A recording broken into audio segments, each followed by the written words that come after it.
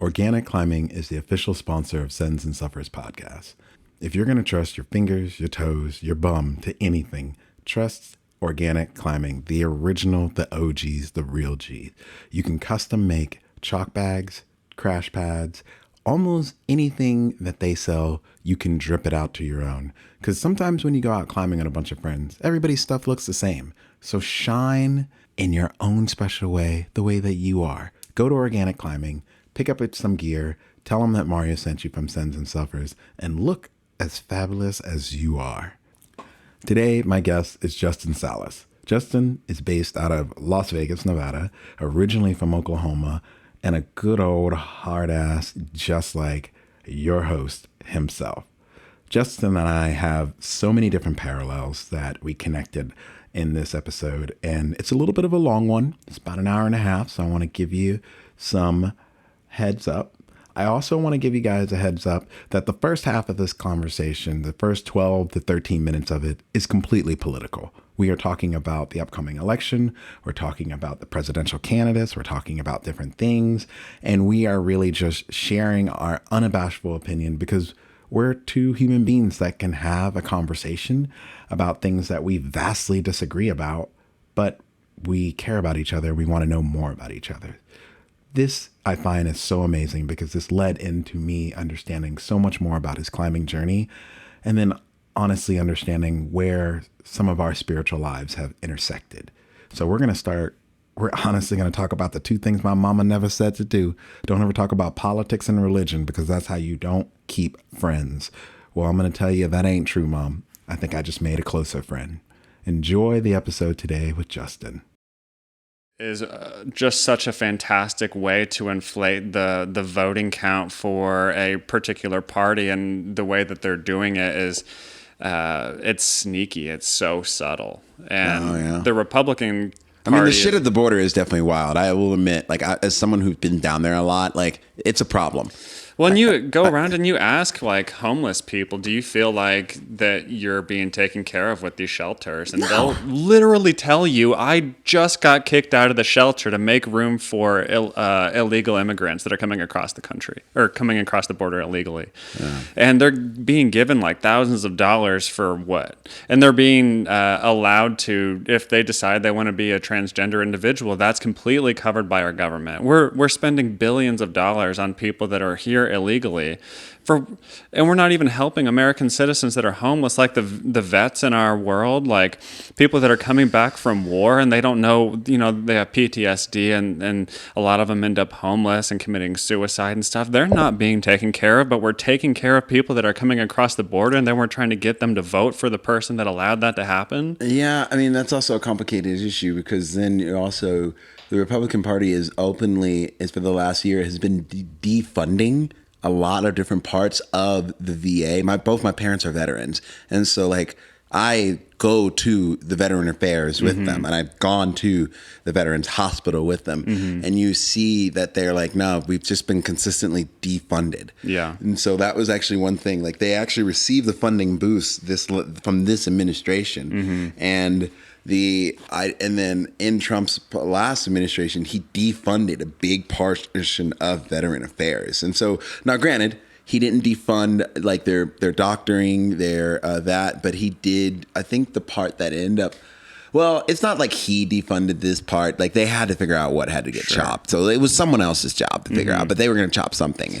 And I want to say it was like mental health services, and it was access to prescription-based drugs. Like that service got chopped where it just got more expensive. Yeah. However, they can still get all the surgeries they need. They can still get all of that stuff basically for free. But it's, dude, the ultimate thing is this is a complicated issue. Yeah. And my ultimate opinion of the whole thing is I don't like either one of them. No. And what needs to happen is there are three things that need to happen, in my opinion. And this is what I would love to see happen. But there's no way in God's green earth this will ever happen. I want to see forever and always term limits, maximum 2 term limits put on everybody. That part. Like there are senators who are still in office during the civil rights movement. Oh, yeah. and they've been voting the same way, the same racist way. Mm-hmm. But if you can't get what you need done in 16 years as a senator, I mean, what the fuck are you doing? Yeah, I mean, like you should, like 16 years, maybe 3. That is, I mean, if I'll give you 3, that's 27 years. That is 24 to 20. I can't do math right now. 27 years or 24 years to get done what you need. 3 terms. Like if you can't get it done, then like then fuck step off. aside and let someone else. Yeah. Give it a So that's bat. the first thing. Yeah. My second thing that I want, and this is probably a lot more controversial, and I think Trump does want to do this, but he doesn't want to do it the way I want to. I believe that when you graduate high school, all people should enter government service of some form, and you have 5. These are not these 5 categories, but you can join any form of the armed services: Coast Guard, National Guard, Air Force, whatever. You can become a firefighter. You can become a police officer. You can become a librarian. They're a public service servant. You can become any kind of public servant job. You can become a forest ranger if you want to. Public service in general. Yeah, just public service in general. I think everyone should, and then I think everyone should be mandatory required to work for 2 years. During that 2 years, they do exactly what the military does. They feed you, they take care of you, they put you up, but they educate you. But then when you get out, you get a fat ass check because this is what you should have been making. Right. And then and if you decide to stay in and you make it a 4-year thing, then what they'll do is they'll give you a fat ass check, but then they'll give you a GI like bill to really discount your college. And so that would massively start tackling the income inequality, and it would tackle the education inequality in the country. Right. Also, too, it would build a sense of patriotism in a lot of people, because like if you just work for your country and you're traveling around and you're doing that, whether it be Peace Corps, you could work for, depending, and you can take an aptitude test, even work for the State Department, but some form of public service. And then those are the 2 mandatory things that I think that should happen. Yeah. And then the third thing is, this is more something that needs to happen, that can happen. Whether you like this person or not, I'm just saying we need this kind of a person. We need a Kennedy. We just need a Kennedy. We need a young president. Dude, that's funny. If he was on the ballot, I would vote for RFK in a heartbeat. Oh, I'd vote for him in a heartbeat. I like him. I mean, he's sharp. He's sharp. He's on point. He doesn't fuck around. He's willing to listen to people. I think the biggest thing that I do like about him, I mean, I do question how we're going to pay for some of the things that he wants to do.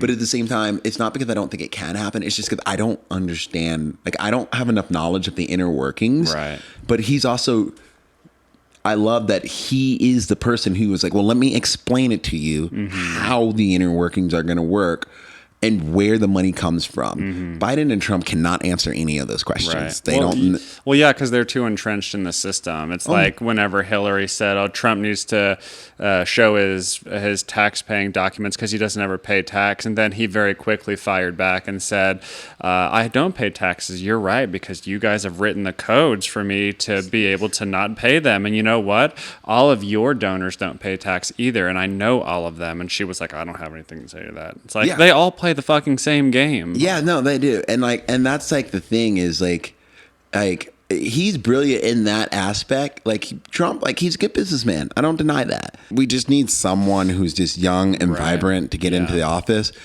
I think the only other way this is going to happen, and I do not see this happen. I do not. I'm going to be very clear. And then we definitely got to switch gears. But I definitely do not see this happening. But seeing someone who is more palatable than AOC, but someone who's much more palatable, but kind of like AOC, but not AOC, but that can walk the party line. Yeah. Who's that? And that's another thing too. It's like, also too, like it just infuriates me that like bipartisanness is gone. It is. Well, and that was the fear back. Our forefathers said if we ever become a 2-party system, that'll be the downfall of us all. Yeah. Here we are.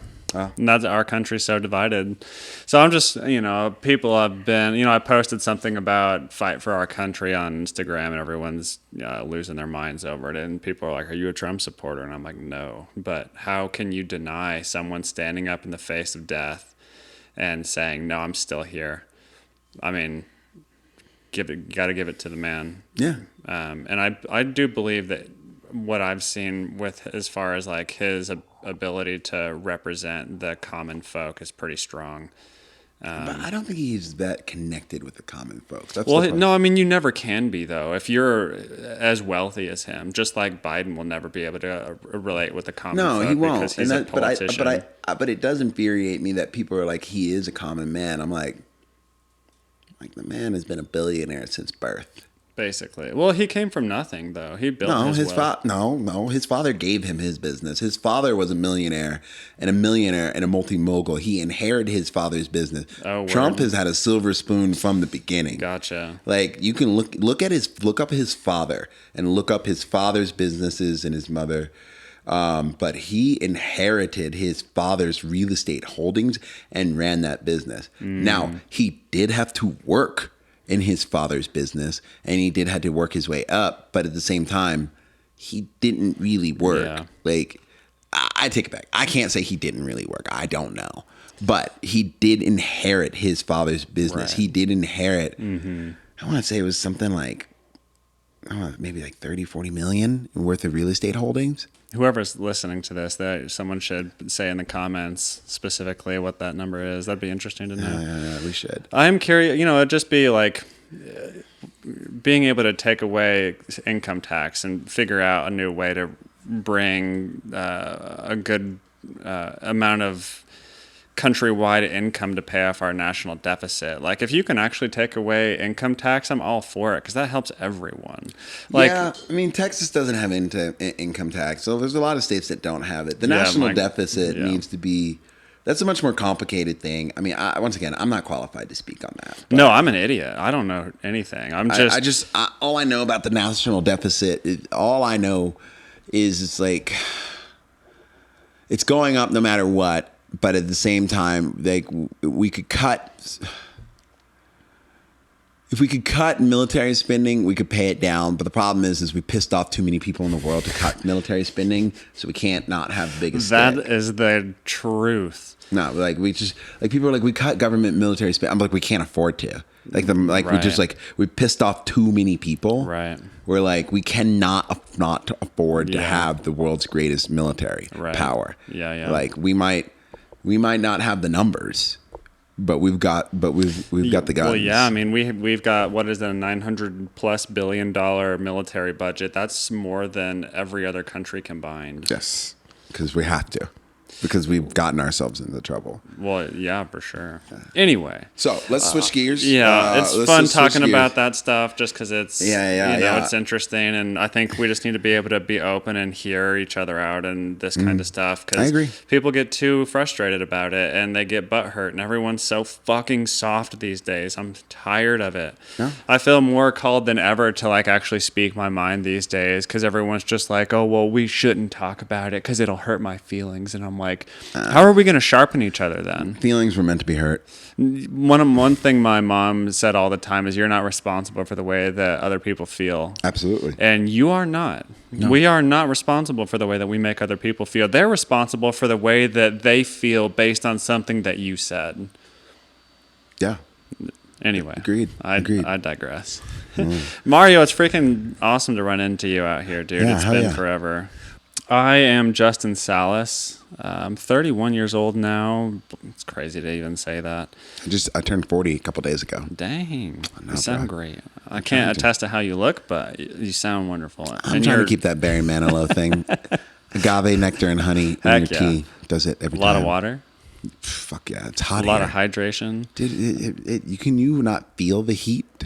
Oh, yeah, definitely. So it's radiating. But I'm from Oklahoma. So it's worse. It's no, dead ass. Like I've seen 110 plus and 99% humidity. So people are like, "Oh, you live in Vegas? It's hot out there." And I'm like, that sure doesn't feel as hot as Oklahoma when it's in the summer and it's 90% humidity plus. Oklahoma heat is just, it's a different kind of thing. Like Texas and Oklahoma. That flat barren, slow steaming heat is just, it's another animal. Yeah. Vegas, at least you get that dry desert heat. And I remember it was hot, but I was like, but I don't feel like everything is sticking to me. And I'm not like, I feel like glue. Yeah. Well, and especially when there's no wind and it just is literally nothing dries. You like set it out on the clothesline to dry and it doesn't dry in 4 hours and you're just like, oh God, no wonder I feel so like Gross. clammy and sticky. But my introduction to climbing is pretty interesting because, I grew up a pretty normal kid. Was a BMX rider. I played paintball. I liked playing soccer. I did everything at a pretty high level. I was a gamer, so I was super into like Halo. I was semi-pro. Played a lot with like the Optic crew and folks like that, playing against the Ogre Twins and stuff. So I was good at everything I did. And it's not like to say that I'm some sort of like egomaniac or anything, but it was just, that's my personality type. I don't like picking up anything and doing it casually. No, you want to get good at it. That makes sense. That checks out. Yeah, if I pick something up, I want to be the best at it, not to beat other people, because I have this inner drive to just be better than I was yesterday. But it's that compounding effect, Yeah. Better than I was yesterday for 7 years later is, significant. So when I was 13, I had a near-death experience with an MRSA staph infection in my hip joint, and it almost killed me. I had a fever of 106, and it wasn't going down. They couldn't figure out where the fever was coming from, but I had the most intense pain you could ever imagine in my hip, and it was radiating through my body, and I knew the pain was in my hip, but they couldn't figure out why, and so they biopsied the area, and they were like, yeah, there's an infection in your hip joint, and we've determined that it's MRSA, a form of staph, and I was rushed to emergency surgery. They evacuated the hip joint, removed like 6 cc's of infection from my hip joint, and then I was on a PICC line IV for 6 weeks with an antibiotic called vancomycin. And so that was rough. I don't think I even really ever unpacked the trauma of that. I remember my dad and I, because my dad worked at the hospital that I was being seen at, and he was walking with me to the OR, and I remember looking at him and being like, where are we going? Like, everything's happening so fast and everyone's so concerned about something. And he was like, you're going to surgery. And I was like, surgery's for sick people. And he just looked at me and smiled and was like, yeah, this poor kid has no freaking clue what's happening. But that was a rough intro into life. And then a year and a half later, I lost most of my eyesight to an optic neuropathy of unknown origin. So that's just a fancy way of saying it's an idiopathic eye disease. They don't know what it is, where it's derived from. There's been a lot of speculation about the relationship between that hip surgery and my eye disease, but there's no conclusive evidence to point towards it. It's not found in any of the eye disease registries, so to say. It doesn't really exist. So I'm kind of a unicorn in that way. But basically it presents as though I have no central vision, just peripheral. But I always wore glasses, so the peripheral vision's fuzzy. But I don't wear glasses because the connection between the eye and the brain is not there. So it's like if you have a lens on your camera and the lens is pulling in information that it sees from the outside world, and as soon as it touches the sensor, there's no information because the sensor can't read the information. So the eyes are good, but the sensor's not good. That makes sense. And so I basically stopped doing everything in life. I just became reclusive, was dealing with like pretty heavy suicidal ideation, just was really off my path. And, my dad kind of gave me a kick in the pants and was like, well, are you going to just sit around and do nothing for the rest of your life? Or are you going to actually get up and, try and make something of yourself? And that kind of struck me, and that was in my head for a while. And I remember I was in the front yard, and I was just playing soccer because that was about all I could do, and playing soccer by myself, that is. And I heard a bike rolling down the street, and granted, I used to ride BMX every single day. I just loved it, and we would cruise around the street and hit street spots and run away from the cops and have a good old time. And I heard a bike rolling down the street, and I heard, yo, Jay, and I was thinking, I don't even know who that voice is, but they know who I am. And so I was like, who is it? And my buddy Bo shouted out and was like, it's Bo, I'm back in town, because he had been away. And I told him about everything. And this is like, I've said this a lot, but this is like really important. I told him about my blindness and everything that had happened, and I gave my bike away to a kid who was like walking down the street. And he asked my dad, like, whose bike is that? And my dad said, it's my son's, but he lost his sight, so I don't know if he wants it. Let me ask him. And I went out there, and that he's just so into it. And I just was like, well, you should have it, because I can't do anything with it, because I thought my life was over, And Bo sat there and listened and was like, man, you gave your bike away and all these things, and you don't ride. And I just could, I could hear the cogs in his head turning, and he didn't say anything for a while. And he just said, you want to go ride? I was like, the fuck do I want to go ride? I just told you I'm blind now, dude. Like, where are you at? And he was like, well, we could figure it out. How hard can it be? Like, you listen to me, I'll tell you where cars are, where things are in the road, and, we'll figure it out. Like, he was not willing to let this stop what we were doing because I knew him since he was 4 and I was 6. So it was like, this is my ride or die homie. And, with his help, I reintegrated back into life, and it was terrifying, bro. Like, I can only fucking imagine. Dude, I ran into parked cars. I would clothesline myself. I ride my bike all the time, and I hit shit regularly. If I'm not hitting something, it's a blessing, I just run into shit all the time. But it goes back to the moment where I got back on my bike and I like reintegrated and was like, I can live again. Like, life's scary, but fear's the mind killer, from that book Dune. So, I kind of started writing again. Every single day I would scare myself a little bit more, got really into that fear element, and it kind of it sparked that feeling of, this is the ultimate way to progress, is like scaring yourself a little bit every day. And then at the same time, my buddy was working at the local climbing gym and was like, you should come climb. You would like it. You don't need to see to climb. And I went with him, and he was right. Like, with his help and those around me at the gym, like spraying me down and telling me where grips were and footholds were and stuff like that, I was able to excel. And bouldering I took to, because I was pretty gifted with strength. Me and my brother trained aggressively for something. We had no real plans of why we were weightlifting and doing all this intense training, but we just liked to suffer. And it prepared me well. So it was like, as soon as I started climbing, I started excelling. I was like climbing V7 within a year, V8 within a year. And then within 3 years, I had climbed V11. And then I won a world championship in 2018. I've had a really successful career in paraclimbing and just being like a champion for accessibility in the disabled community. And there's a lot of nuance behind like my path through like that disabled world, because it was super traumatic for me. But How so?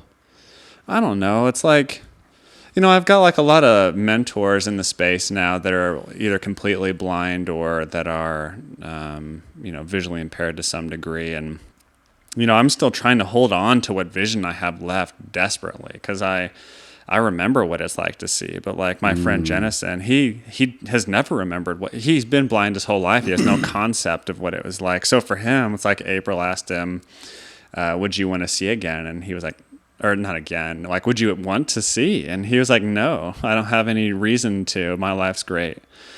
But, he knows how I feel, because I'm still, even though I'm going on 17 years plus as a blind man, I still find myself wrestling and, grappling with the idea that I remember very well what it was like to be independent and take my ass anywhere I want to go.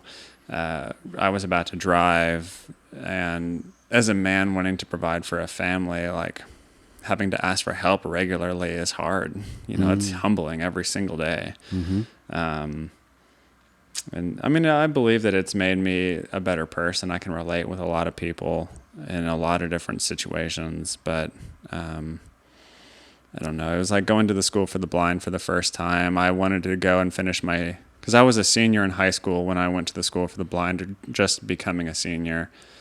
And I wanted to go. It was a boarding school out in Muskogee, Oklahoma, which is like the sticks, dude. Like, yeah. And it's super separated from everywhere else. And it's like on this big private land, and there's gates, and it's a nuclear war fallout shelter from the 80s, bro. Like, it's a weird spot. And like, just walking down those halls by yourself is weird. And I remember I went there, and they were like, well, we can't accept you as a senior in high school because you were homeschooled your whole life. You don't have the quote unquote paperwork that you need to like integrate into our system. So you could come and start over as a freshman. And I was like, fuck that, you know? And I was like, well, do you have anything else I could do to learn how to be a blind man, basically, things that I might have not picked up in 4 years. And they were like, well, you could do the summer program. And so I went to the summer program, Able Tech, and I was able to get some technology to help in life. But I realized through that process that like the kids that were in that system are very, very institutionalized. Like, they have people doing everything for them, like enabling them. And even though they preach not to be an enableist, is that the right use of that word? I think so. They do it pretty hardcore, and the kids don't really go out and see public that often, and they don't interact with like the sighted world. So they're like, the shell shock of them going out into the real world is tough. And I didn't want anything to do with that. It was like, you know, I was a blind kid in a sighted world, and I was meant to do all my chores, and it didn't matter. I lost my sight. It's like, you still figure it out. Mm-hmm. And so I had a low vision counselor that got up in front of this class of all these newly blind kids. And he was like, you'll never be able to do what you want to do in life. You just got to figure out a new way to adapt and find something that works for you. And I was like, who the fuck are you to tell me what I can and can't do, bitch? Yeah, very much so. Because I'm already rebellious at heart. I have a problem with authority, although I do kneel to one true authority. So it was just a trying time, and so I've had a hard time like grappling with that. And it wasn't until I even like integrated into the paraclimbing community that I have like made a lot of progress, and like feeling like I can be more my authentic self with living with such limited sight.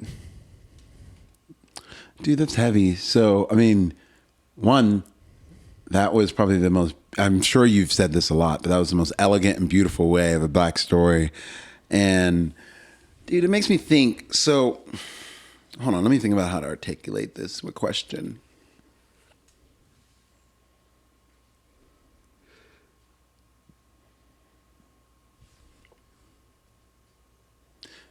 First, you talk about like the resentment of like being able to remember how to see, and then, but where you are now.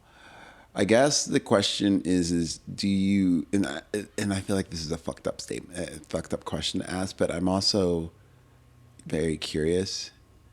You mentioned, you know, like you're a better person now than you've become a better person now, learning how to ask for help and learning how to really like trust other people in this. Do you feel like you would have been the same? Do you think you would have grown in this? And I mean, it might be a bullshit answer, but a bullshit question, but do you feel like you would have had the same ability to grow into the individual you are now, at least from an empathy kind of a standpoint, at least from a compassionate kind of standpoint, at least from that, if you hadn't been in this situation? Yeah, I mean, that's a question I've been wrestling with a lot lately. And it's not a stupid question or fucked up at all. Like, again, based off of our political conversation, I don't think there's ever a fucked up conversation, because we all learn from everything. And again, like, I don't lean one way or the other. I try to be right in the middle with everything. I just want to see everything through an objective viewpoint that's not my subjective view. But I say all that because I don't know if I would be who I am today, the person you have known me as for the past, we've known each other for 8 years probably now. Yeah. And so it's like, I was really fucking good at everything I did. And I've and I know this not to say that, again, I'm not prideful about any of this. Apparently, I'm a good-looking person, although I legitimately can't see myself when I look in the mirror anymore. So it's like, I mean, I can see people trying to tap that ass to help you out. I mean, I don't swing that way, but I could definitely see it. But I say all that because I don't know if I probably would be like a stuck-up douche, because I would either be like a pro gamer, or I would have excelled in my BMX career, or I was very entrepreneurial minded. I had my own business and was making a decent amount of, a couple $1,000s a month from mowing lawns and as a 10, 11-year-old, and it just felt like nothing was in my way of becoming what I wanted, even as such a little kid. And if that would have continued to progress, I don't know. It's hard to even guess what my future would have looked like. I certainly have a way better understanding of the nuances of life. I mean, now. I definitely think that's true. I definitely think that's true with who you are. It's interesting. Because I'm just I just circling back to this whole thing of so we'll shoot from the hip here. So this is the longest conversation that you and I have ever had, which I'm really appreciative of it, and I'm happy to get to know you in this stance. But shooting, you're a little bit of a hard ass. You definitely are. I like it. I wouldn't expect anything else from someone from Oklahoma, and as a Texan, I mean, it's through and through. Yeah, we're blood bonded in that way. Yeah. Don't come and take it. That's right. But I do, and so with that being said, and just listening to your personality, listening to this, one thing I'm actually kind of really kind of torn at, and I think this is one of the reasons why I'm having a hard time formulating questions, is it's very interesting to really hear you speak so candidly about your political, about your it's wild to me. It's your political and how you stand about freedom and your speech and your faith, but then yet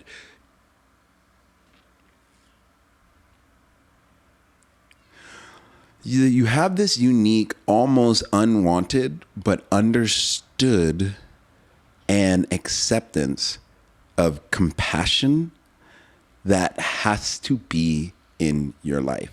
And I can hear that. I can literally hear in your voice you wrestling with this, and I can hear you wrestling with help and people being in your lives. And I can hear that, especially when you're talking about wanting to provide for a family.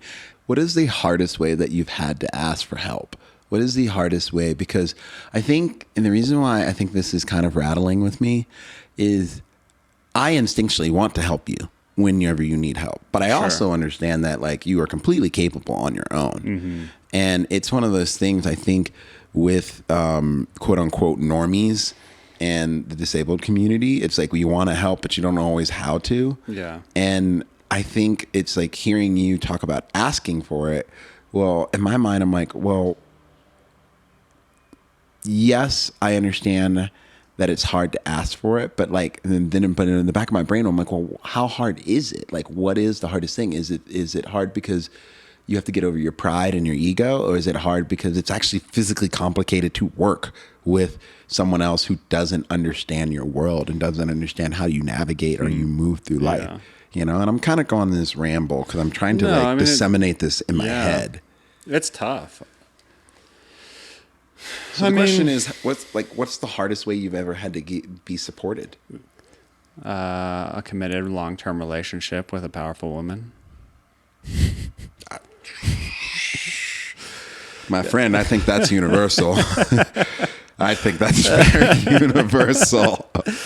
Okay, but so yes, I'm a hard ass. I expect myself to be held to a certain standard, and I expect those around me to also be a part of a certain standard, because I think as a whole we're trying to strive for success and mastery of our culture, our lives, and be better in every single way.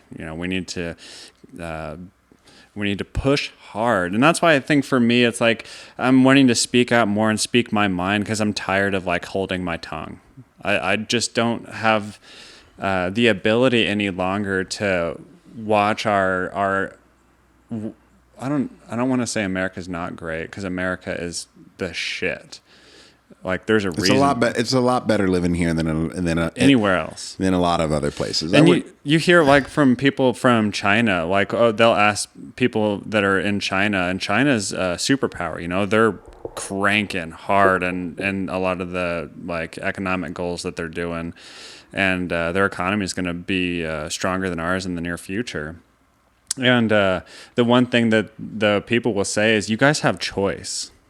Mm-hmm. Most other places in the world don't have choice like Americans do. Mm-hmm. And that's huge. Mm-hmm. And so my worldview is shaped pretty strongly from my faith, from my view of how amazing our country is. And then it comes back to, like, who I think men were created to be.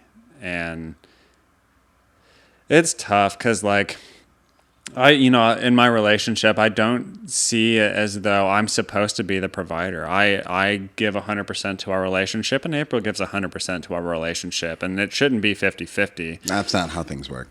Well, you should show up 100% both parties, and then you should also be able to pick up where the other person is lacking. Yeah, I say, just to clarify, like, I think when people are like, it's 50-50 in a relationship, like, that's not how relationships work. Like, you show up when someone else is weak, you give 100%, they're giving 100%, but sometimes you don't have the capacity for 100, that person picks it up. It's never this 50-50 thing. It's that part. It's an ebb and flow. Because sometimes you're going to be 30% because in any given area, because you need to grow in that area, but maybe your partner is 70% in that area, and they can help lift you up in those areas and point out your flaws. And, you know, if you, in a marriage context or a committed relationship context, I think that it should be, there should always be room to call each other on your bullshit in a loving way, and then stand there with them and say, but I'm not going anywhere. You know, like, I'm frustrated with you in this context, or you could be doing better here, but I'm not going anywhere, and we're going to wrestle with this together. And so I think, as someone who was so entrepreneurial minded, ambitious, wanting to be successful, mildly successful as a little preteen. Was entrepreneurial? I think you still very much are. Well, no. I mean, whenever I was that age, I still very much am. But when I was that age, you know, I was, looking in hindsight, very driven in those ways. It's hard asking for help because I struggle with, like, pretty severe anxiety, what people think of me. You know, I've been pretty quiet over the last 20 years, probably. Just, I got thrown into a world that I was scared of, you know, this disabled world, and this blindness, and struggling with mental health. And mental health has always been something I've struggled with for the majority of my life. But the more that I speak my mind, the less my mental health is an issue. And so, truthfully, like, there's power in being humbled. And so every time I have to ask for, and it's, I guess, let me say that there's never a moment in which asking for help is the crux of the moment. Like, I remember when I was a kid, the first time I legitimately ever asked for help, I was at a retreat with my dad. It was like a father-son retreat, and all these fathers that knew each other went on a retreat with their kid, their son. And I went with my dad, and I was there, and it was a big complex, like a huge, like, there was not just us there. There was a bunch of groups, and there was this woman that was in the cafeteria, and I couldn't find something. I think it was like a cup or a plate. I was trying to get orange juice or something, and I just felt, I was scared because it was new. I was new to vision loss, and, you know, it was complicated because kids didn't know how to relate with me. Everything's new, you know. And so I remember asking this woman, I was just dreaded with anxiety, like, even having to ask someone. But I couldn't see who was around me, and I didn't know where my dad was, and whatever. And so I just asked this woman, could you please help me? I'm blind. And she just immediately was like, yes, what do you need? How can I help? But I was so intimidated to even ask that question for the first time. How did it feel to say that for the first time? I mean, someone in that context. Yeah. Well, I think it was okay and it was like the safest moment to ask for help as a newly blind kid, and it wasn't empowering. It was humiliating to have to ask I can for imagine. help. Yeah. And it kind of carried on that way for a long period of time. And, you know, Do you know why it kind of carried on that way? Like, I mean, this seems like much more of like an emotional thing than it is obviously anything else. But do you know why it continued to carry on to feel that way? well, it's like it's an every single day event where I'm walking around and no one has any idea I'm blind. Like because I have peripheral vision, I can navigate well. I know where I am in space. I have a decent idea of what's around me, but like, I still don't know what you look like. I can tell you're a black man, and that's great for me because you stand out in a crowd of white folks in our climbing world, and I always can find you, and that's fantastic. I actually had someone call me out on that one time. What? It was another black guy, and he was like, "What do you see when you see me?" And here I am acknowledging all these things that are easy for me to find my friends by. And he was like, would you describe her? And I was like, I don't know, white chick, clicky clacky heels, perfume. You know, I can define that person because I'm going off of what's the most obvious to me, so I can find them. Yeah. And then he was like, how would you define me? And I was like, I don't know, tall black man with a lot of cologne on, and you sound like you're wearing boots. And he was like, why did you have to use the word black there? I'm a tall man. I was like, here we go, dude. Yeah, I mean, that was just a loaded set. Fuck that guy. Yeah. Anyway, it was just like, I'm actually to me that's pretty rad. That's something that you can still tell. Like, I didn't know this full scope of your blindness, and so to me that's actually a lot better that you can still distinguish. What is it that you can still determine? You can see melanin in people and kind of determine that, because it would be if it wasn't, it would probably be even more complicated. Like, I if guess you were it just completely black and white colorblind, like no cones and all that, I'd be like, fuck, dude. Yeah. Well, I mean, I grew up in the black community, so there's like a nuance in the voice that it kind of gives it away. But I'll definitely like be talking to someone, and April will be like, well, they're from Vietnam, and I'm like, they're Asian? I had no idea. I've known them for years, and I didn't know they were Asian. I'm like, you can't see their face as Asian? I'm like, no, I had no idea.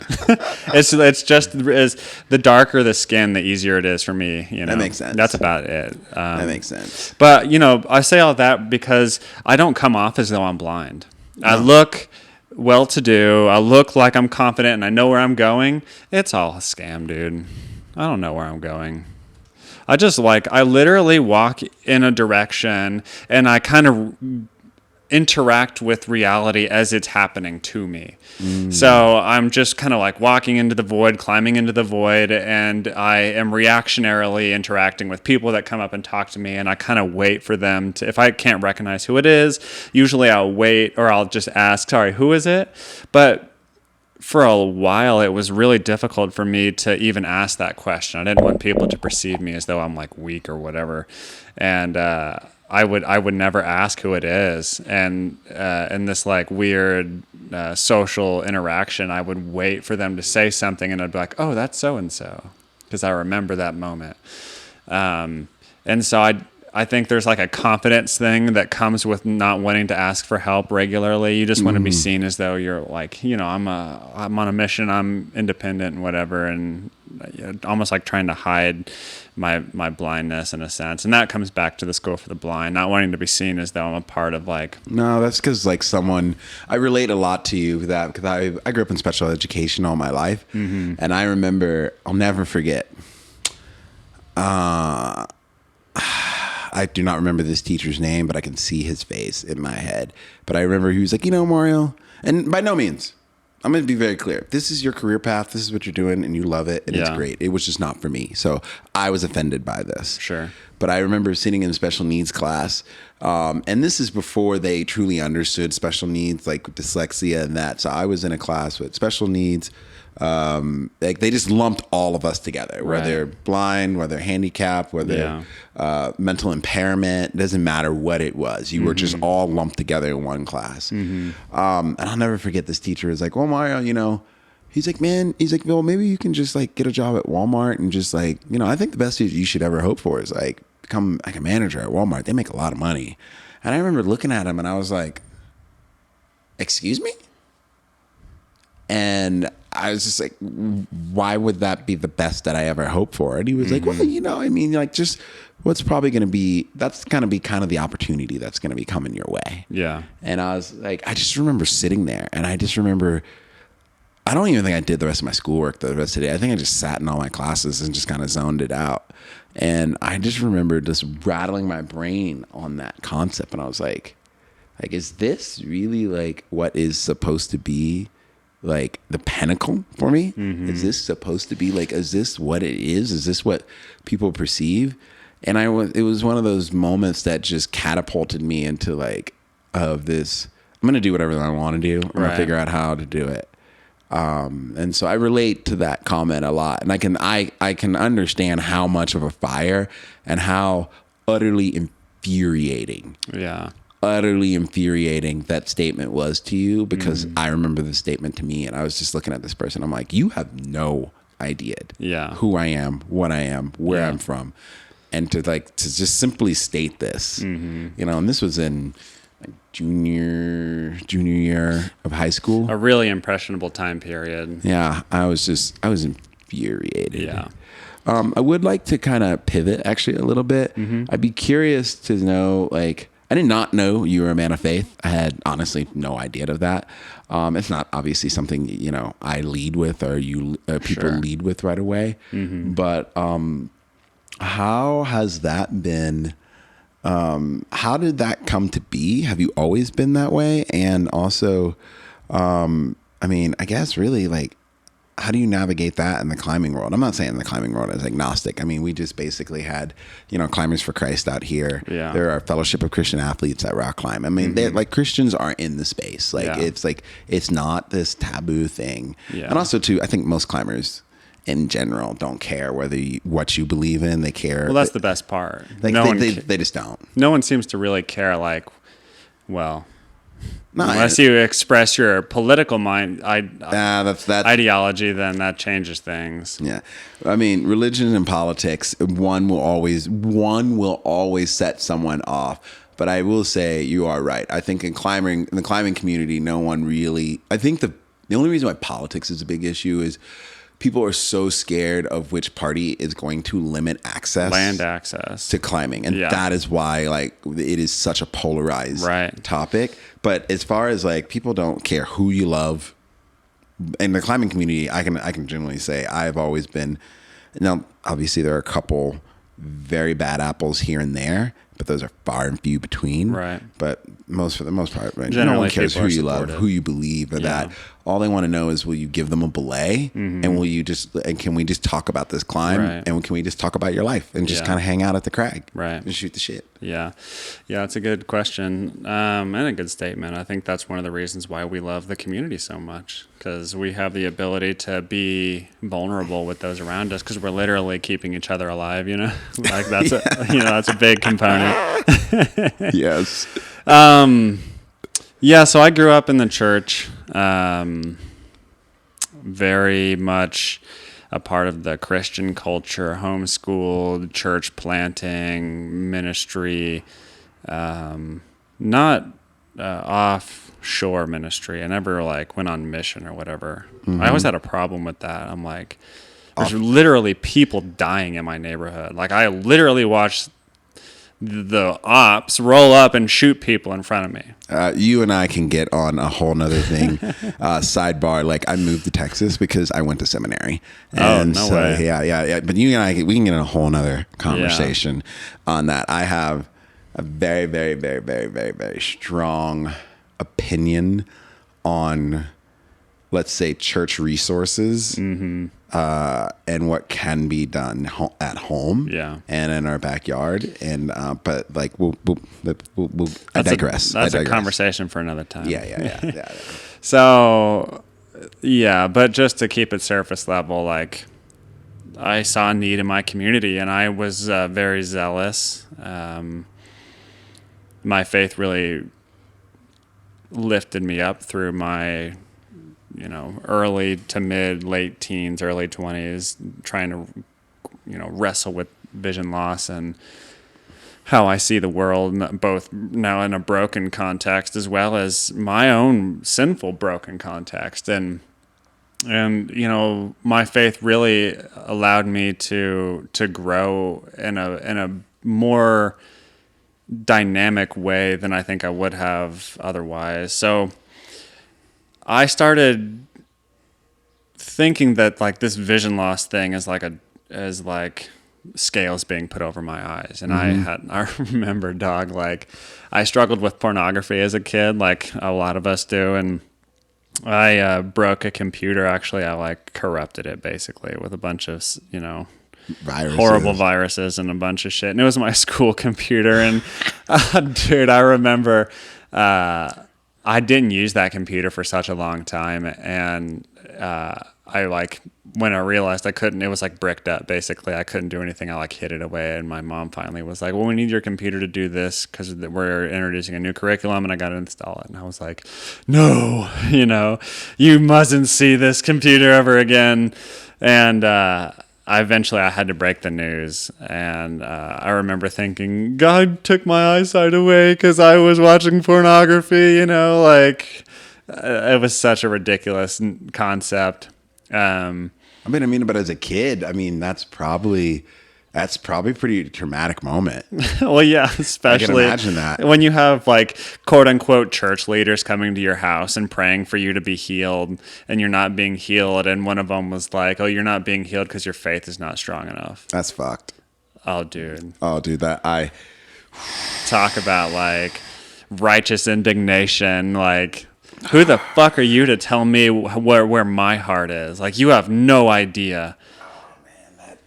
Once again, there's a moment, just to jump in, like there's a moment in seminary I remember, and I was literally talking to a friend that I reconnected with a while ago, and she was just like, what was like the hardest thing for you at CF&I? And I was like, the fact of the matter that they demonize my culture. What do you mean? I'm like, if we didn't act like a Black Baptist preacher, it's really churchy folk with the white gloves and the pink suit and and basically being all happy in that. But the moment we started to like listen to hip hop, and the moment we started to embrace in our culture, the moment we started to really be authentically with who I connect with, they were like, remember, he's like, Mario, you've got to just leave that old past behind. We got to wash that away.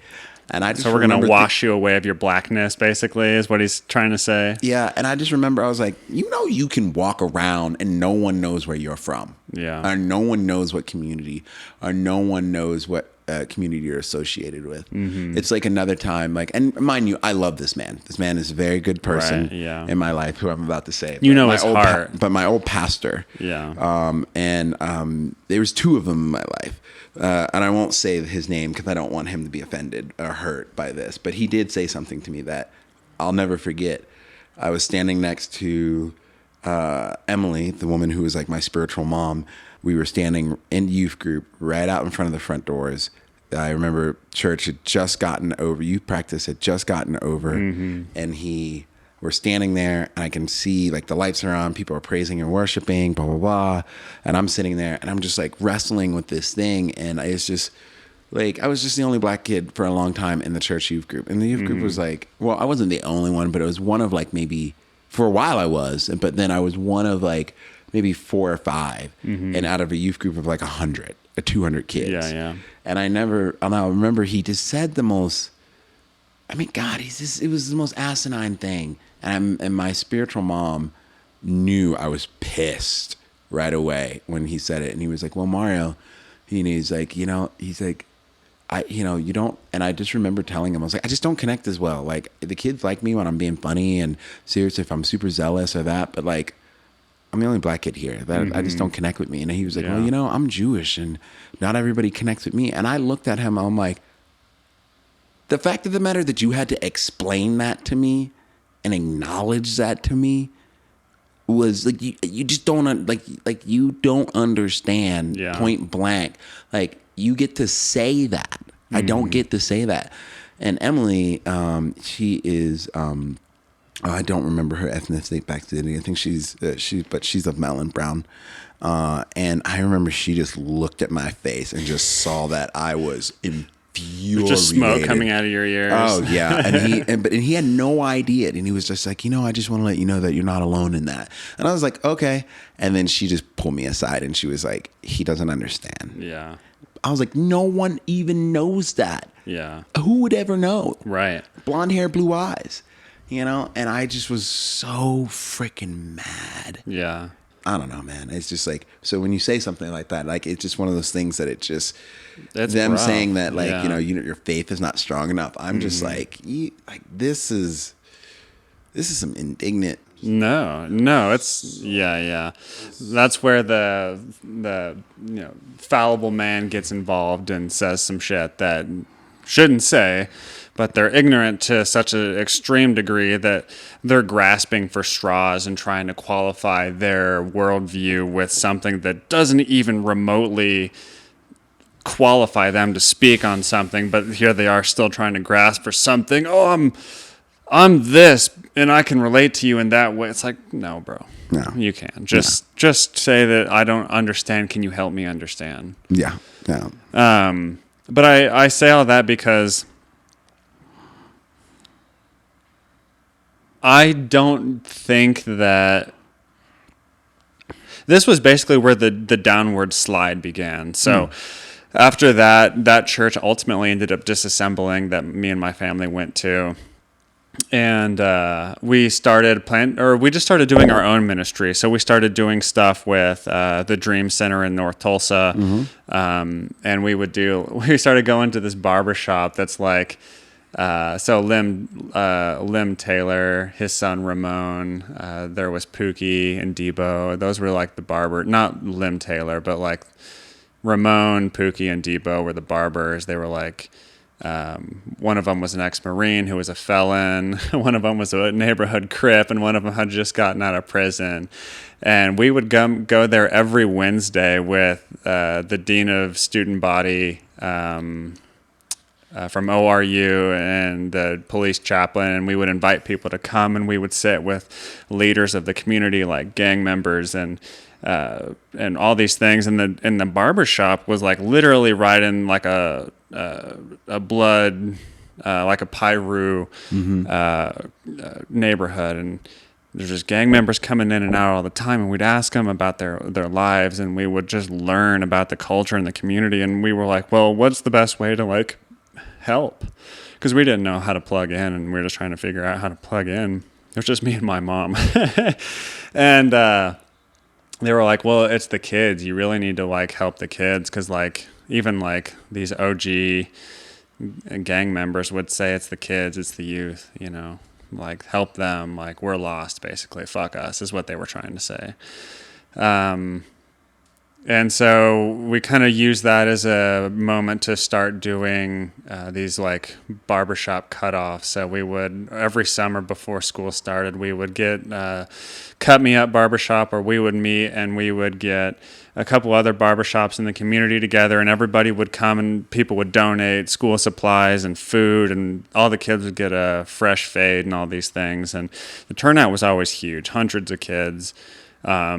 And I don't know, like, to what degree that stuff really helps. I mean, it creates an environment. I mean, it's like... It's like even just showing up. That's the big thing, too. It's like, you know, it's like... I mean, that's why, like, the comment I made earlier... the comment I made earlier when we were talking more about political stuff, which, you know, it's like... It's... If you just, like, we don't know, most black people just don't know who's actually going to show up or not. Yeah. And if you know, and like, that's really what it is. And there's not enough, you know, I might get hate for saying this statement, but like the reality is like, you know, and I might not be the only black person who thinks this, but this is definitely my experience growing up. I don't know how much, I don't know. There's not enough nice white people who are, there's not enough nice white people in the world for me to feel safe enough to always know that I'm in a good spot. Sure. But seeing people actually show up consistently helps debunk this natural fear / paranoia that, you know, most black men, especially black men, walk around with. Yeah. Because it's kind of one of those things that's like, oh, damn. It's like, okay, you know, and we're not, and I'm not saying we're walking around like all white people are terrible, but it's like, you know, like, I guess the simple way is like, I hate to use this statistic, but it's, you know, like they say, like one in every 5 people you ever meet has been sexually assaulted. Yeah. You know, and like, so putting it in that kind of context, it would be like, in my mind, and like 1 in every 5, like, you know, 1 in every 10 white people I meet is shady. Yeah. You know, to an extent, or is willing to be shady. Sure. To me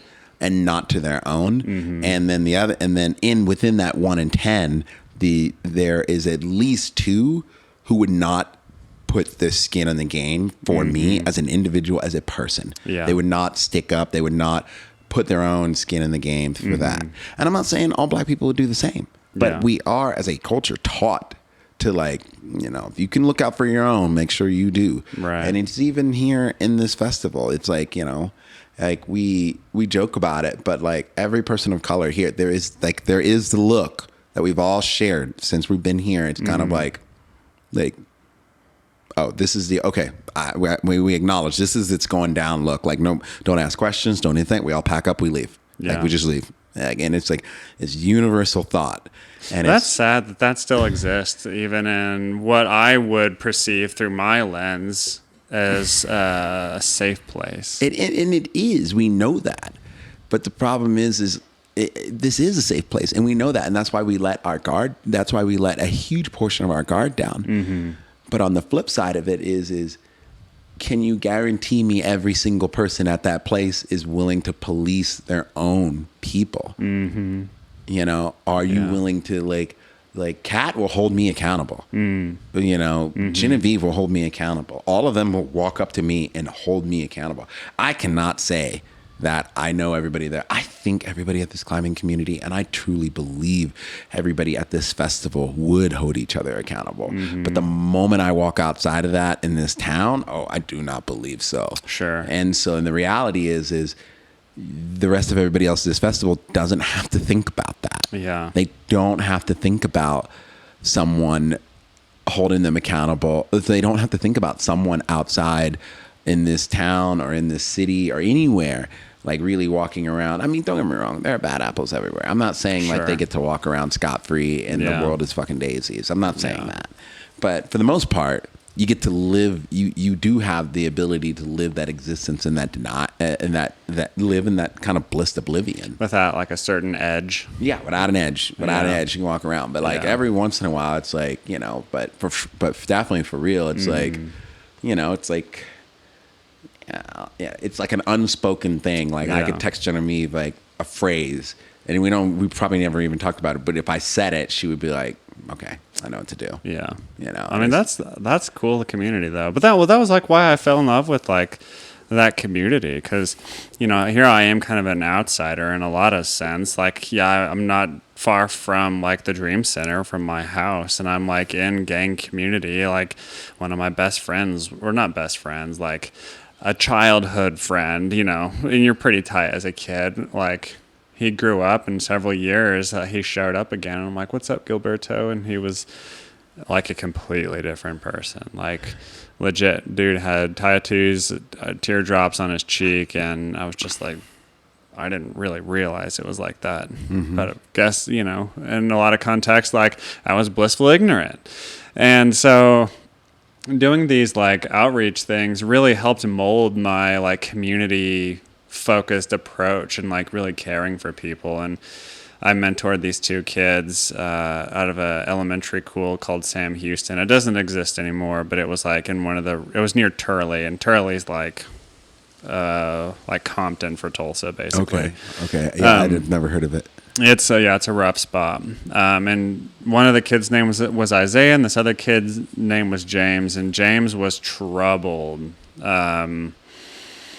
We just tried our best to like be with him in any capacity we could, and we showed up every week, twice a week, to his school and like went and did things with them, and we got to know his auntie, and she gave us permission to like take him out, and we would go get food, or we'd go out and do whatever, like the zoo or an arcade or whatever, and just like listen and be there. And I don't, I was a kid too, so it's new for me. I'm just trying to like learn, and they're learning about me. And one of the first questions James asked me was like, "You're blind?" And I was like, "Yeah." And he was like, "What would happen if someone put a gun in your face? You think you'd be able to see that?"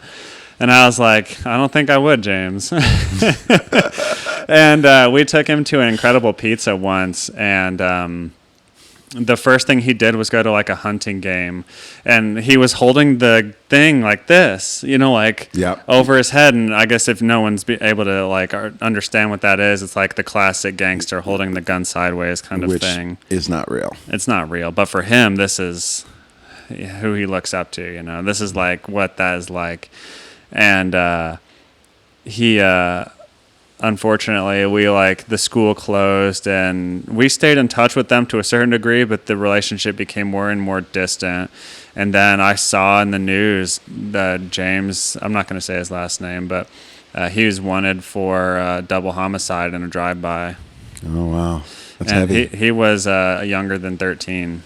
And so it's like, it really impacted me, like what I could do as a person in my community. And then, so what ultimately ended up happening was we started trying to plant another church, and I'll zoom through this quite quickly. And that pastor of that church that we were trying to plant was like, "I don't want you doing ministry out in North Tulsa anymore. I want you focused on what we're doing here." And my mom and I were like, "No, to hell, we're not going to give that up. Are you kidding me? We've been building this for like 5 years. And like, we have all this turnout, and we're like a part of the leadership team here. Like, this is important to us, and it's in our community." And he was like, "No, I don't want you to do that." And so we like turned face to that pastor, and we were like, "No, we're not giving that up. We were called to be doing this. We're going to keep doing it." And he had a hard time with that. And then we got into this legalistic battle of like whether or not you had the dwelling of the Holy Spirit in your heart based on if you could speak in tongues and stuff. And I'm just like, dude, this is why I don't like the church. And then I remember there was a time where even after people had told me I would never be able to see because my faith wasn't strong enough, I remember I prayed, "God, if you're not going to give me my sight back, at least give me a computer so that I can continue doing school and succeed in life." And the phone rang as soon as I finished that prayer, like immediately. And I heard my mom answer the phone, because this is back. Wow. For anybody that noise, it's kind of windy here in Lander, and we're in a garage, and the door just slammed closed. That was surprising. Yeah, it was startling. But basically, someone had donated 10 grand to me, just anonymously. Oh, wow. And he said it was for assistive technology, the person that was donating this to us. And I was like, wow, okay, well, I'm not going to get my sight back for a while or ever, but this is my path. Yeah. And I ultimately ended up like, we left that church startup because we couldn't see eye to eye on a lot of things. And a lot of it was like theology based, like just semantics. Like nobody likes that. And I just rebelled hard basically from there on. Like I was a pretty clean cut kid. Like I didn't smoke weed till I was like in my mid 20s, and I didn't drink. I still have never been like properly drunk. I don't like alcoholism. You're not missing anything. Alcoholism runs in my family, so like I like getting tipsy, but I'm like really cautious of alcohol. Yeah, no, this makes sense. But I started wilding out. I made a lot of decisions that I regret moving forward. But my heart became quite hardened, and I basically disassembled my faith and threw it all away. And I remember I had this, me and my dad were renovating our childhood home, and we got in a screaming match, dog. Like, And I finally remember saying, like, maybe I've never been a Christian. And my dad was like, maybe you haven't. And that was a tough one because it was like when I finally left the church, I was going to a church and I had a meeting with the assistant pastor. And I was like, I need like real world help. I don't need like a God that seems like he designed and created the world and then just left it to play itself out. Like I need contextual, real world help that is relevant in my life. And he tried to say all this stuff about, and I know the Bible quite well because I grew up and I read it a lot. And he just started quoting things to me that I knew already. And I'm just like, that's not what I'm looking for. Like, if you're just going to keep doing this, I'm walking away from this meeting and I'm done. And he just kept coming back to the same old things. But of course, now my heart's hardened as a rock and I'm just like, not interested. And he just kept saying the same old stuff. And I walked away completely. And it wasn't until like I started getting into philosophy and deconstructing my faith and seeing it more through a Eastern worldview that I was able to like actually see Christ for who he is in a real contextual right now basis. And it's not, I don't even like telling people I'm a Christian because people see it as though it's this westernized version of Christianity, prosperity and all that crap. You and I have a lot of overlap in our faith experiences. I'll make this super short, but I remember one of the reasons why I stopped working in the church is there was I called them serial blessingers, and these are people who had they needed mental help. They needed to be on medication, and I'll never forget. I just told one of the pastors, and this church is still around to this day, so I don't want to knock on them, and they're doing much better work now. But I remember telling one of the pastors and the deacons, and this is running sound and being in the church. I just remember looking at them and just being like, can we talk about this situation? And like, oh yeah, we're praying for them. I'm like, nah, I think they need meds. I think they need like medication. Like, I think we should do that. And then I kind of got brushed off. And then the next meeting came around and I was just like, I find it funny that we'll pay for someone's mortgage, we'll pay for a family to have a baby, we'll do all this stuff, but when this person has a severe mental health issue, we're just going to throw some prayer at it. And I got pulled aside later on. I was like basically told to get on board or get off, and I left. Yeah. And it's just like, it was one of those things that I was just like, this just makes no sense. Yeah. The church is not that way anymore. They acknowledge mental health now, and they actually have a program that helps people stay on meds and do things like that. But when I was in seminary working, I was just like, what the crap is going on? Yeah. And I think it's just, it was just, church was still run by people who, church was run by people who had a concept of faith as in works, not a concept of faith as in doing good and actually doing that. They were like, just do work, just pray, like check the boxes, instead of being like, wait. Like, are these even the right boxes to actually do good work? Like that concept, that thought was just a billion miles away, billion miles away. Yeah, so. Well, that's just the thing. Like, God shows up in ways that I never even would have imagined possible, in ways that I traditionally would have been like, I don't think that that's like the right direction. That's sinful or whatever. God shows up in ways that I have been just floored by. And I think people are missing that. And people think, oh, I need, I'll wash up before I come to church. I need to put on nice clothes to go to church. I need to be whatever, like cookie cutter version of a Christian I need to be. And I'm like, that is not at all what this is about. No, like, people need to, well, probably people do realize, but they've heard it too many times. Like, Jesus didn't come here to help people that think highly of themselves. Jesus didn't come to help. Well, Jesus came to help everybody. And I think people tend to think like, oh, well, Jesus would look a certain way if he was here. He would act a certain way, and he would be with a certain group of people. And I'm like, no, he would be with the lowest people, me. I'm not good. And when I tell people that, they're like, what are you talking about? You're like a stand-up guy, And I'm just like, no, I'm not capable, dude. Like, I suck. And I need help regularly. And this it all culminated because I'm still wrestling with my faith, and I'm in the climbing community hardcore, but I'm like succeeding, and I'm like leaning into all of my success and my own ego and pride and stuff. But my mental health is declining because just the way that I think I see myself in the climbing limelight is probably not the healthiest. And then my performance was very much attached to who I am as a person, and on and on. But it wasn't until April and I started dating that like things really started kicking into gear. So in 2021, we met for the first time, April and I. And for those that don't know, April Davidson, she's April on Instagram. We've known each other for 5 years before we even met in person. We met in person in 21 in Vegas. We immediately fell for each other. We've been together ever since that day. And it's just been the best thing that I've ever experienced in life. And like watching the Lord's hand in our life has just been incredible.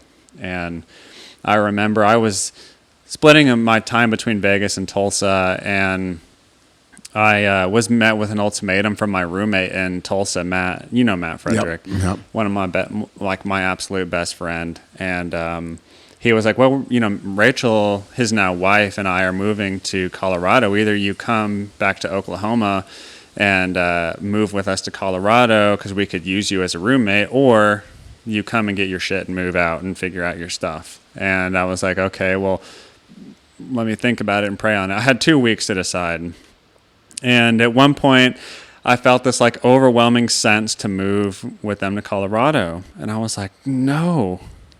Like, here I am, like, with the woman of my dreams, and it's actually really healthy. And she's just an incredible person. And I'm just so grateful for who she is as a person and who she is when we're together. And I hung it all on the line, and I moved back to Oklahoma, and that was really hard for us because I basically told April, like, I need to go with them to Colorado, but I can't tell you why. I just feel like I need to go. And she understood, but it was basically like the conversations of like, maybe we should put this on hold. And I'm like, no, we're not putting this on hold. We're going to figure it out. We're going to make it work. We can't just like sacrifice a relationship because I feel like I need to go and I need to follow the Holy Spirit in this context. But I'm trying to like, it's just a really tough time. Act, yeah. And so I ended up going. But when I went back to Oklahoma, I was waking up every morning at like 5 and reading the Bible and meditating a lot. And I was like, I shouldn't be going to Colorado. So why am I back? And then I was like, I felt this overwhelming urge to move to Salt Lake City. And I moved, I ultimately got a job with a bike company called Specialized in Salt Lake City. And I told April, hey, think I'm going to move to Salt Lake City. I felt like a change, like an urge to do this. And she was like, well, Salt Lake City changes things, because originally she didn't want to go to Colorado, but she was like, I'll go with you to Salt Lake. So she got a job right away as well. It just fell into place. All of a sudden we were both diverging on our apartment in Salt Lake City. And then when we get to Salt Lake City, just absolute depression. Like, we were hoping this would be an exciting time of our lives. Like, we're kind of starting our journey together as a couple in our first apartment together. And it was misery. Like, we just couldn't link up with friends. Like, we never found a community. Like, everyone's super haughty in Salt Lake City and like got this massive ego, and everybody climbs hard. And I thought it would be cool to be close to people that were also on USA team and all these things. And it just wasn't that way at all. Like, we never met up with people. And I lived on the opposite side of town because it was quote unquote cheaper, but it was a rough part of town. And we were so far removed from the community. And then my performance in climbing was like doing well outside. And, I was PRing in a lot of capacity, but then I competed in a World Cup and just did like terribly. It was awful. And I'm like, mental health is falling apart and we're just lost, like we're off our track. And I just remember like the World Cup, the World Championship was supposed to be in Switzerland that year. And I couldn't make it because I lost funding from sponsors. I remember that. You and I ran into each other and we talked. Yeah. And you told me, I asked you if you were going. Yeah. I remember that. That was hard. I almost broke our refrigerator because I'm just like screaming in my apartment, like, God, if this was the plan, why is it not happening? Like, why was I meant to come to Salt Lake if all this was for a reason? But there is no reason. Like, I'm just like bawling my eyes out, screaming my head off, like this was supposed to be your plan, and it's not at all good. Like, nothing. You're a God of peace. What is this? And it just felt like silence. It just felt like I was so far removed from any sort of hearing, and hearing not an actual literal hearing, but like a deep knowing. And we ultimately decided to leave Salt Lake City. Somehow we managed to get a van. It's just crazy. Like, our apartment lease ended the same time April's car lease ended, so we were able to get into a van, and we moved from there to my best friend Matt's house. And then we were in Fort Collins for a while, and then we were more or less living in the van full time from August 23 till October that year, November that year. And then when November came around, we were like still trying to build the van throughout that time period, and we realized, well, we don't have a ton of money. I had saved up all these bikes working at Specialized, and I sold all of them and liquidated it all into cash so I could build the van. And it was just insane the way that everything worked out. So I had all this money in my bank account, but we had no place to work on the van because it's winter in Colorado. It's 8 degrees, dog. Yeah. And we're living in a van that doesn't have insulation, that doesn't have lights. It has nothing. It's like we have a mattress in the back of the van, and that's it. And we heard from a friend out in Costa Mesa, California, that had a VW shop, and they rent and build custom VW vans. And they were like, well, come park your van in our shop. We'll figure it out, but it's a place for you to come and build your van. And so we ended up going, and we drove across the country to get there, and we show up, and it's literally like basically a junkyard. Like, they do have some nice vans there, but dude, like, we park our van in the back of the shop, and the guy that owns the shop, Bill, is just such an incredible man. But like, he showed us a trailer where we were going to be staying, and that trailer was also under construction. And then it turned out that year there was like the biggest rainstorm in 20 years on the south coast of California. And throughout that time, we didn't realize what we were doing. We had no idea how to work on the van, but thank God there was this man named Luis Sanchez. And Luis is like pivotal here. Without him, we wouldn't have even survived this time period. And while we're working on the van, things just kept being expensive, and we kept running into problems, and we didn't have a great plan because we didn't know what we were doing. And all my money disappeared in a heartbeat. And we ended up in the shop, homeless, no money, negative $700 in my bank account, lost as can be. Like, disparity, doom and gloom. What are we doing here? One payment missed away from losing the van. Here I am thinking, like, we're going to lose the van. We're going to be legitimately homeless. We don't even have enough money to get back to Colorado. And I just remember, like, we started meditating every morning, and we were doing this thing. I was like reading the book at the Tao Te Ching, because I'm always curious about like everything. So we were going through that. But every morning, instead of reading the Tao Te Ching, I would read the Bible, and then I would meditate, and then I would listen to the conversation about the Tao Te Ching because I wanted to learn from another perspective. And I remember one day, like, I got to the point where I was so lost and so hopeless. I was just like in the back of the shop, like screaming again, like, we were supposed to come to Costa Mesa for this? Are you kidding me? This is the worst moment of my life. Like, I don't know why on earth, like, this whole journey led, like, I left Vegas in 21 to go to depression in Salt Lake City, to then get a van and suffer through living in a van that's not built, with no money and big stresses, to come to Costa Mesa, to then be put into a situation where we're like adjacent to homelessness. Wow. And I was just like, this is not the plan. Are you kidding me? But I just started listening. I had nothing else. We had nothing else. So we kept working on the van cathartically with whatever we had. And I'm just meditating and praying every day and reading the Bible. And it just so happened that whenever I was living in Salt Lake City, I started teaching clinics across the country about visually impaired climbing and visualization. And in one of those clinics in North Carolina, I met someone named Jennison, who, as it turns out, was the head of accessibility for LinkedIn. He's like really high up there. He's like the golden child for accessibility. But I had no idea. I just thought he's a cool dude. We like to party and whatever. But he kept calling me just to check in, because we would just talk on the phone regularly. And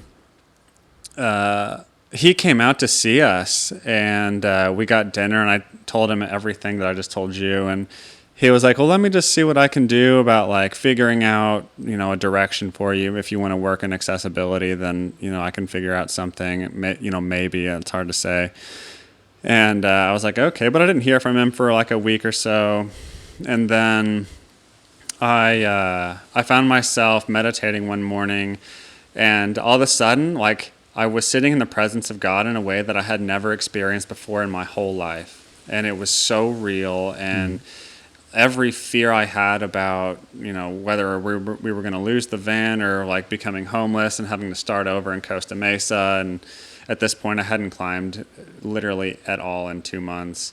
And then I just started weeping, and we're like meditating in a group, and April's sitting next to me, and I'm just bawling my eyes out.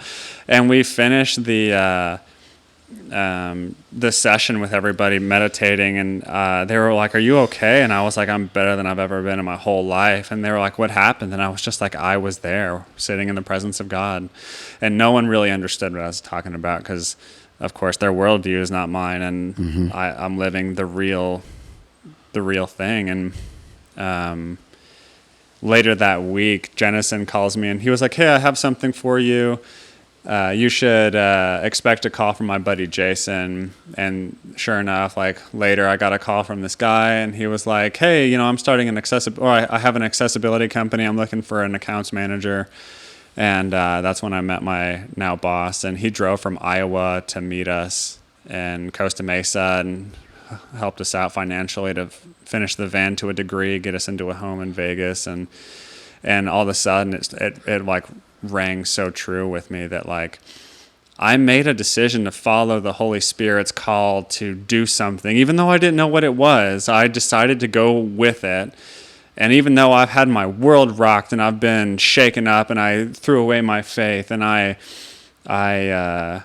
don't think that Christianity was ever supposed to look the way that it does now. More so than ever, I know God is real. I know that when we pay attention and listen, that things happen, provided that we're following his footsteps and his guidance, and not our own selfish desires in this life. And when all of it came full circle, I realized that I was in Salt Lake City for a reason, to meet this man, to get stuck and second to homelessness in Costa Mesa, and fully trust the Lord and be broken, because I had such a hard heart. I had to be pulverized into dirt to actually be broken, to like actually hear his voice again. And I feel better than I ever have in a very long time. And I do suffer from mental health to a certain degree still, but it's a lot different nowadays. Dude, that is freaking wild. Talk about walking by faith unknowingly. Yeah, like I felt like I just made like an absolute wreck of things, and I was... No, man, you had to be primed. You had to be primed and put in the position where you're ready. I think that's the big thing with, like, especially when you're looking into faith. Like, a lot of people, I think, like, oh, it's going to happen. It's going to come and receive this. But, 9 times out of 10, it's not an issue of can you receive it? Are you in the position to receive and handle it? And I think that's like something, then that's to be said. And I think that's really what happened. Like, you needed to be prepped and ready to be able to receive the gift, but not just get it, but like handle it and manage it. comparison to just getting it and just being like, okay, cool. What's happening now? Yeah. You know, and I think to me, listening to that whole thing, it was just like prep, and then, okay, activate. And that's it. Well, and somehow April and I survived our relationship through building a van, which is no small feat. Oh, I've built out a van twice, and I've definitely built out a van with a partner before. Sometimes it's easy, sometimes it's not. It has its ups and downs. Yeah. Well, and we all, we each have our gifts, and there's a lot of things that I can do visually that she had to do more of, and that goes into that humility thing. It's like there's never moments of having to ask for help. It's like the willingness to surrender the fact that you're not capable in a lot of areas, and not being so prideful to be like, I'll figure it out, just get away from me, and rejecting that help, because people are lifted up by helping, and if you're denying them of that, like, you're the problem in a lot of contexts. Sometimes the greatest healing gift you can give someone is the opportunity to be a servant. Yeah. Like, that's why a servant's heart is a thing. Yeah. We need to have another conversation. We're ticking at almost 2 hours here. Oh, shoot. Yeah. So we need to wrap up, but I definitely would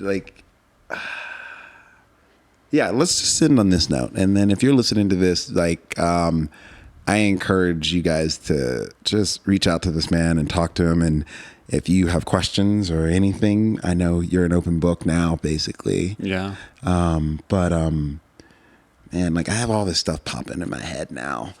Life has been insane, and my sponsors have been so generous to hold space for me through this time period, but I haven't really climbed much since last October. I'm just now starting to reintegrate, and it's a blessing, but nowadays I'm just focused on every single day, every moment, every breath is not promised to us, and it's a blessing. Agreed. Just to be in this space and live simply and live joyfully and love each other. And life's too short to not take advantage of every moment and not speak your mind freely, regardless of what people might think of you. I agree with you, man. I couldn't agree with you more. Dude, I want to thank you for taking a big chunk of your day and just coming and talking with me and sharing your life. It's funny, we've been around each other so much, but I didn't realize how much intersectionality that we have in a lot of ways. And it's very nice to get to know you in a much more intimate setting. Yeah. And to kind of actually, for you to tell me the stories of your life and to be introduced into your life. But before we sign off here, would you have any closing remarks? Want to say hi to anybody? Drop your information. Where can people find you? Anything like that? Well, you can find me I'm mostly on Instagram, at Venga Salas. But overall, I'm just thankful to be with such an amazing partner, April, and we'll have to give her a big thank you for hanging out in the van while we, spend time enjoying each other's company for 2 hours here. And, I don't know. There's a lot to be thankful for. So, I just pray for the goodness of the Lord to be poured out on, everybody in this time period. We're going through a lot of turbulence, and we just got to be able to make space for each other and, hear each other out and love each other. We got to crush the division. It's ultimately going to be a house divided will fall. Yep. Agreed. Well, dude, thank you for your time. Thank you. I look forward to chatting with you again soon. Yeah, you too, man. Looking forward to it. I hope you enjoyed today's episode. This one meant a lot to me, and I know I say a lot of my episodes mean a lot to me because they do. People take the time to share their lives and share their struggles, their suffers, their sins, and everything in between with me. And we definitely got there in this episode. Please take a moment to follow Justice. And I think if you take anything away from this conversation today, don't be afraid to have hard conversations. Don't be afraid to have conversations with people that you disagree with. And have those conversations to begin with, because they're going to make you a better person. Because remember, if you're not suffering a little bit, are you even sending? I think maybe even a better way to say it is, if you're not suffering a little bit, are you even growing? I don't know. We'll keep the original one.